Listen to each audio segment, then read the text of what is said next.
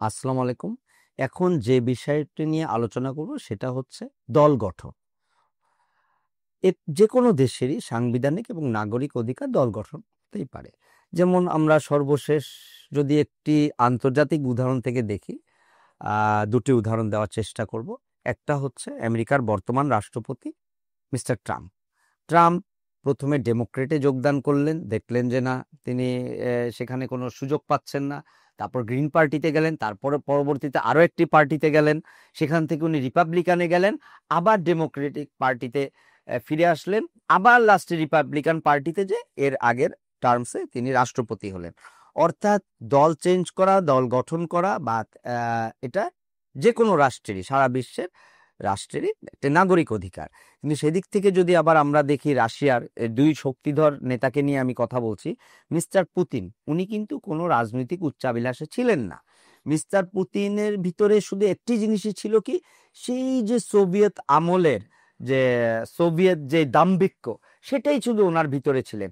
উনি যেহেতু কেজিবির একজন কর্মকর্তা ছিলেন বা কেজিবির লোক ছিলেন সাধারণ ভাষায় বলি, যখন দেখলেন সোভিয়েত ইউনিয়নের পতনের পর ইয়ালসিন, যাকে কিনা জনগণ আস্থার প্রতীক হিসেবে দেখেছিল, গণতন্ত্রের প্রতীক হিসেবে দেখেছিল, ভবিষ্যৎ রাশিয়ার মানে শিল্প বিপ্লবের প্রতীক হিসেবে দেখেছিল, সেখানে ইয়ালসিন ব্যর্থ হয়ে গেলেন। সেই জায়গাটায় তখন কিন্তু উনি রাষ্ট্রপতি ভবনের মানে সেন্ট পিটারবার্গের রাষ্ট্রপতি ভবনের দায়িত্ব ছিলেন এই মিস্টার পুতিন। ওনাকে সেখান থেকে যখন পার্লামেন্ট ইমপিচ করলো ইয়ালসিনকে, তারপর মিস্টার পুতিনের বুদ্ধিতে বা তার কারিশমাতে সেখান থেকে ইয়ালসিনকে রক্ষা করলেন। ইয়ালসিন তখন তার উপর আস্থা রেখে তাকে প্রধানমন্ত্রী নিযুক্ত করলেন এবং পরবর্তী অল্প কয়েক মাসের মধ্যে তার হাতে রাষ্ট্র ক্ষমতা দিলেন এবং তিনি বিশ্বের এখন আরেকজন ক্ষমতাধর ব্যক্তিতে পরিণত হয়েছে এবং তার ভিশনটাই হচ্ছে কি গ্রেট রাশিয়া, মানে সেই সোভিয়েত আমলে সেই দাম্ভিক্ষের জায়গাটা নিয়ে যাওয়া। সেই জায়গা থেকে যদি আমরা দেখি, অতএব দল গঠন এবং নীতি গঠনের জন্য একজন নেতার একটা ভবিষ্যৎ অ্যাম্বিশন থাকতে হবে। সেদিক থেকে যদি আমরা বলি, আমাদের বাংলাদেশের ইতিহাসে যদি আমরা দেখি, তাহলে আমাদের যা পূর্ববর্তী নেতারা ছিলেন, যেমন হোসেন শহীদ সোহরাওয়ার্দী, মাওলানা ভাসানী, স্যার সলিমুল্লাহ, তাদেরকে যদি আমরা বিশ্লেষণ করি তাহলে দেখি কি মাওলানা ভাসানী, আমাদের দেশের ক্যারেক্টার নিয়ে এবার আমি আলোচনা করছি। মাওলানা ভাসানী যেই দলটা গঠন করলেন আওয়ামী মুসলিম লীগ, সেই দল থেকেই তাকে কিন্তু বের করে দেওয়া হলো একটা পর্যায়ে। সেই দলটা চলে গেল শেখ মুজিবুর রহমানের অধীনে, অর্থাৎ তিনি তাকে দল থেকে কু করে তাকে বের করে দিলেন। ঠিক একইভাবে শহীদ রাষ্ট্রপতি জিয়াউর রহমানকেও কিন্তু দেখা যায় যে তিনি যে দলটি গঠন করলেন তার নাম হচ্ছে বিএনপি, বাংলাদেশ জাতীয়তাবাদী দল।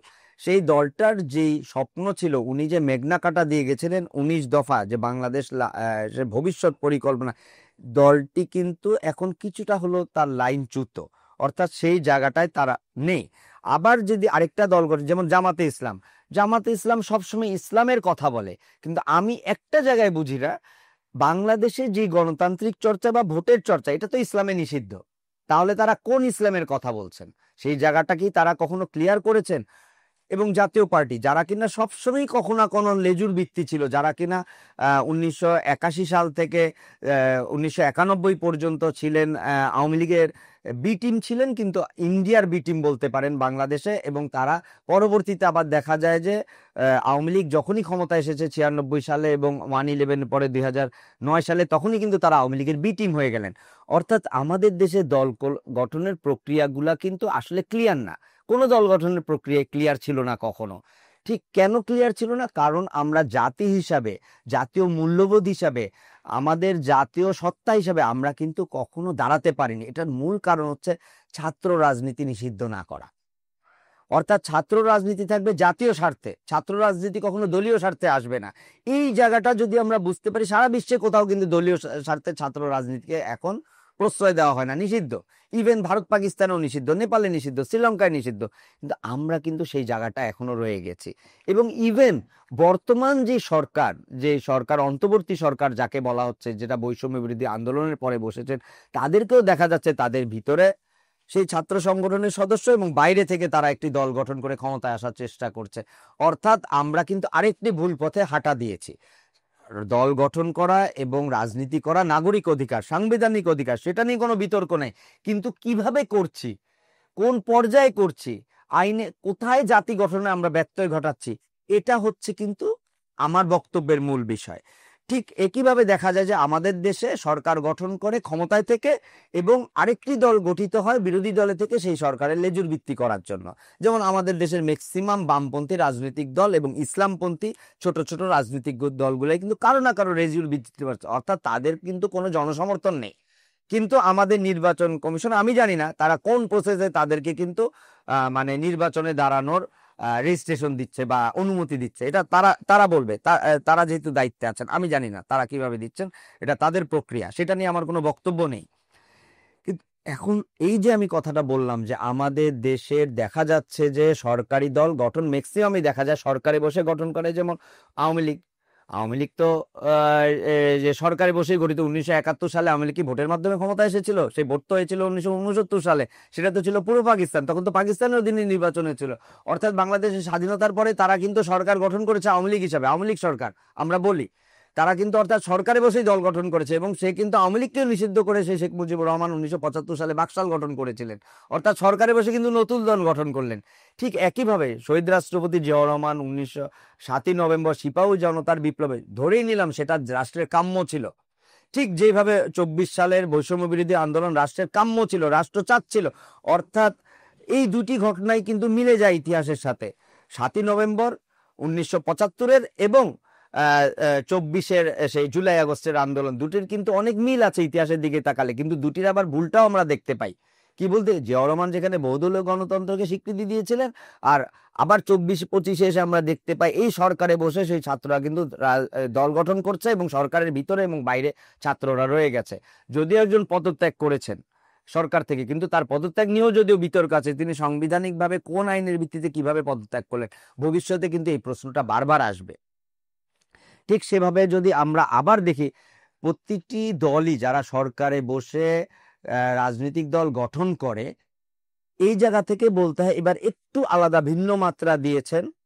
একজন উপদেষ্টা পদত্যাগ করে জন্য চলে গেছেন, এবং তিনি কিন্তু ভিতরে কিন্তু এখনো আরো দুজন রয়ে গেছে, এবং যদি পদত্যাগ করতে হয় তাহলে 3জনকে পদত্যাগ করতে হবে। এবং যদি আমরা সংস্কারের মাধ্যমে একটা নতুন জাতি গঠনের স্বপ্ন দেখে থাকি, তাহলে অবশ্যই পুরো উপদেষ্টা পরিষদে রিফর্ম করা উচিত ছিল। যদিও এটা যিনি বসে আছেন ওনার উপর জাতির এবং আমাদের এখনো আস্থা আছে, আমাদের প্রাণপ্রিয় এবং আমাদের দেশের আইডল ডক্টর মোহাম্মদ ইউনূসের উপর।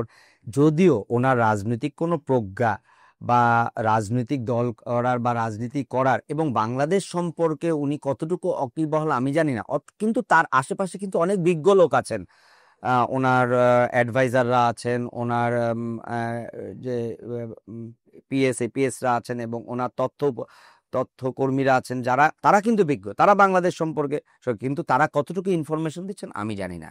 যেই ভুলটা এর আগে বাংলাদেশ স্বাধীনতার পর থেকে 54 বছর প্রতিটি জায়গায় হয়ে গেছে, এখনো হচ্ছে, তাহলে কি দাঁড়াচ্ছে যে সরকারের থেকে এবং সরকারের বাইরে থেকে এই জায়গাটাই হচ্ছে নতুনত্ব আমরা পেলাম 54 বছরের পরে। কিন্তু তারপর কি দেখা যাচ্ছে, এই ছাত্ররা বিভিন্ন জায়গায় অফিস খুলেছে, কি হয়েছে, সরকারি কাজ পাই দেওয়ার নামে কাজ করছে, এবং ইভেন দেখা যায় যে তারা যে কোনো উপদেষ্টার সাথে বা যে কোনো জায়গায় যখন তখন চলে যাচ্ছে, সরকারি অফিসে চলে যাচ্ছে, বলতেছে আমি বৈষম্য বিরোধী ছাত্র দলের নেতা, অমুককে এটা করে দেন, অথবা এই বিষয়ে আমি কথা বলতে আসছি আপনার সাথে কথা।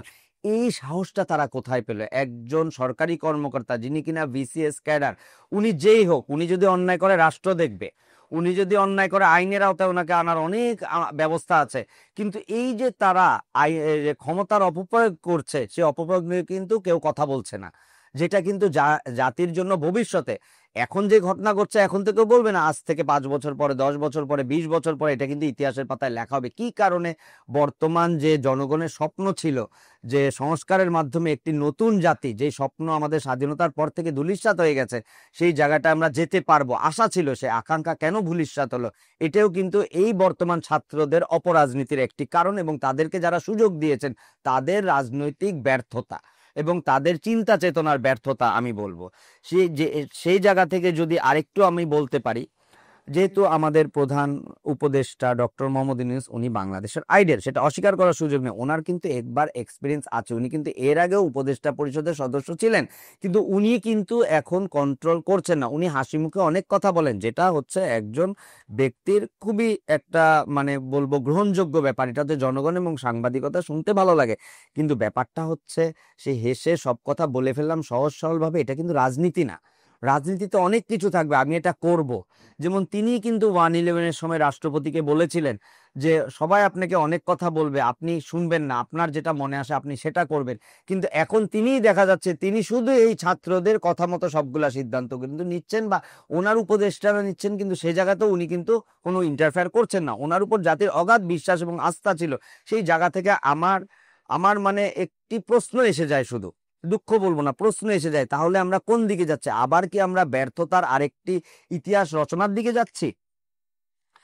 আর শেষ পর্যন্ত যেটা বলে আমি শেষ করতে চাই সেটা হচ্ছে, আমরা আশা করি এখনো যেহেতু সময় আছে, নির্বাচন দিয়ে নতুন সরকার বসেনি, আমরা আশা করি, জাতি আশা করে বর্তমান এই সরকার সন্ত্রাসকে দমন করবেন, রাজনীতিকে রাজনীতির জায়গায় নিয়ে আসবেন, দেশাত্মবোধক দেশপ্রেম মূল্যবোধকে জাগ্রত করবেন এবং একটি সুষ্ঠু জাতি গঠনের সত্যিকারের রূপরেখা দিয়ে যাবেন ইনশাল্লাহ।